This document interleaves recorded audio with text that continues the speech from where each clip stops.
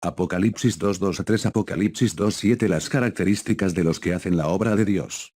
2 Conozco tus obras, y tu trabajo, y tu paciencia, y que no puedes sufrir a los malvados, y pusiste a prueba a los que dicen ser apóstoles, y no lo son, y tú los hallaste mentirosos. 3 Y has sufrido, y tienes paciencia, y has trabajado por mi nombre, y no te has cansado.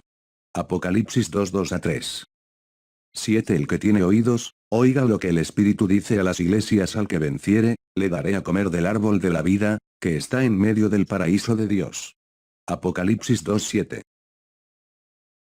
Queridos hermanos, es con mucho gusto y con mucha alegría, que volvemos a estudiar la palabra de Dios, junto con ustedes, en presencia del Creador del cielo y de la tierra. En presencia del Señor Jesucristo, y en presencia del Espíritu Santo. Estudiar la palabra de Dios, con dirección del Espíritu Santo, se vuelve mucho más agradable y amplía el entendimiento, y comprendemos el propósito de Dios. En todos los mensajes que el Espíritu Santo pasa a nosotros para estudiar y comprender, nosotros prosperamos, subimos en el conocimiento del reino de Dios, y de las virtudes del Altísimo.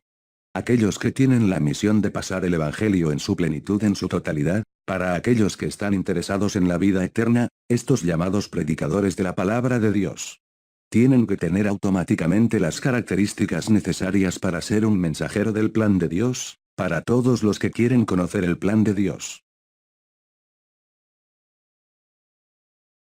Si no tiene las características propias de un mensajero, guiado y dirigido por el Espíritu Santo, no será un mensajero verdadero, sino un mensajero falso y mentiroso.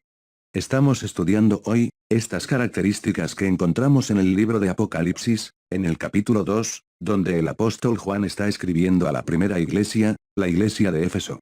En el verso 2 y 3, él está pasando aquí, estas características que deben poseer los mensajeros de la palabra de Dios. 1 Yo sé sus tuas obras, es decir, tienes que tener buenas obras. Segundo, y tu trabajo, es decir, que tiene que ser trabajador y dedicado. Tercero, y tu paciencia, es decir, si no tiene paciencia, no puede ser mensajero. Cuarto, no puede sofrer los maus, es decir, que cuando el mal nos sobreven, no podemos sufrir, tenemos que aceptarlo como si nada estuviera sucediendo. Quinto, y sofreste, y tens paciencia, y trabajamos por mi nombre, y no te cansaste, es decir, que tenemos que sufrir, tenemos que tener paciencia, tenemos que trabajar mucho por el nombre de Jehová. Y no podemos cansarnos, ni desanimar, ni desistir. Estas características son propias y no mutables, no hay cómo cambiarlas, podemos usar la expresión de Shakespeare: ser o no ser, es la cuestión. Aquellos que son mensajeros, no pueden salir de estas características, ni introducir nuevas para aliviar la carga que tiene que cargar. ¿Por qué? Porque el trabajo solo prospera con tales características, y el final, él también habla. En el versículo 7, habla sobre el resultado final de aquellos que tienen estas características. ¿Quién tiene oídos? 8 Lo que el Espíritu dice a las iglesias. Al que vencer, daré a comer del árbol de la vida, que está en medio del paraíso de Dios.